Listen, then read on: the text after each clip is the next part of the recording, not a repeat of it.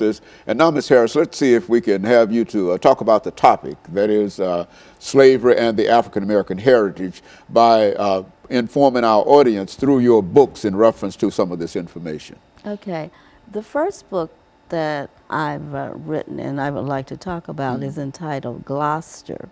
And it's named after a small town in Mississippi.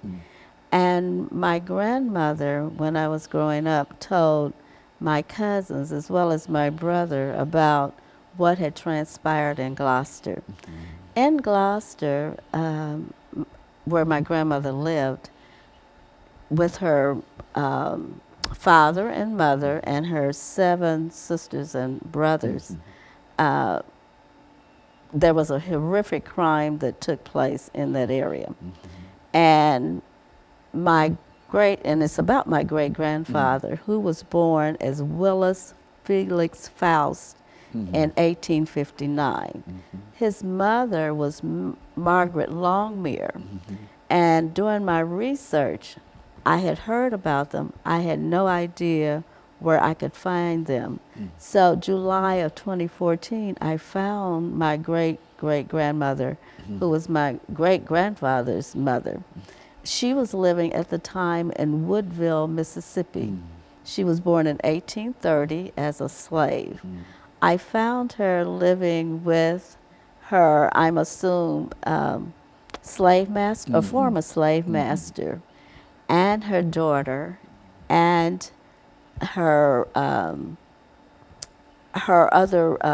other people that were living in the house with them, who my great-grandfather was a servant to. His name was Dr. Samuel Haynes. The owner of the plantation was William Haynes, and at that time it wasn't a plantation, but the slaves, he owned about 100 slaves, were still on his property. Sharecroppers and similar kinds of activities, doing essentially what they had done during the period of slavery, but now under freedom. And most of the attitudes and all of those things were still connected with the institution of slavery. I'm very, very familiar with that, because I think that in a real sense, is the heritage of a large number of us who've looked back into whatever. But go on and tell your story. Right, and that's true. They never had the means to move off of the property, so they remained there, like you said, and worked for them as probably former slaves. And so I found him with his mom and sister when he was 11 years old in 1870. And his father, I believe, was the owner of a slave trading company, because his last name was Faust. And I found, during my research, I found a Faust and Wilson slave trading company. And I want the audience to keep the Wilson in mind, because I'm going to refer to that in a few minutes. But what happened was that, according to our oral history, Willis Faust was a foster child. And I found that difficult to believe, because I couldn't see a black male child being a foster child.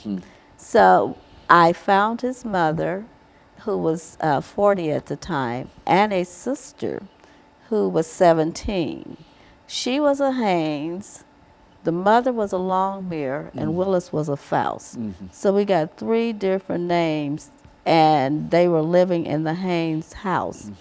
I believe that Martha, who was Willis's mother, had her daughter by William Haynes, who was the headmaster in the house, because all 4 of them were living in the house with him.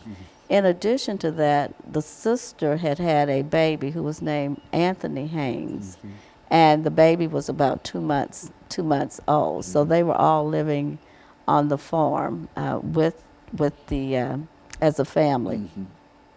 According to our family history, Dr. Haynes taught Willis how to read and write.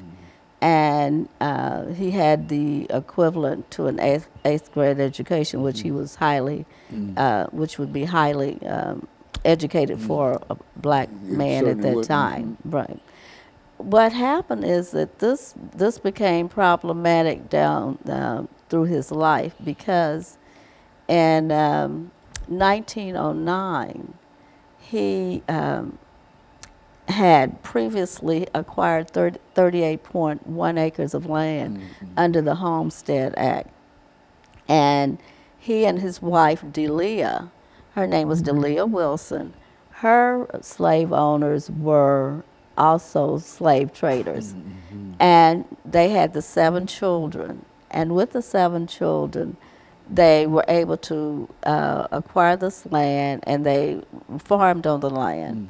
Well, in 1909, Willis went to a store to acquire supplies